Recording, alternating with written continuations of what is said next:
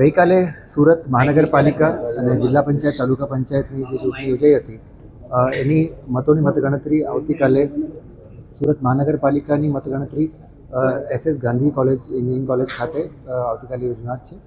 આની જે બધી જ વ્યવસ્થાઓ છે એટલે ગઈકાલે જ્યારે ઓલ્ડ EVM આપણા આવ્યા એમને આપણે અહીંયા કાઉન્ટિંગ સેન્ટરમાં અને જે સ્ટ્રોંગ રૂમ છે એમાં આપણે મુકાઈ દીધું છે અને પૂરતું બંદોબસ્ત પણ અહીંયા મૂકી દીધું છે.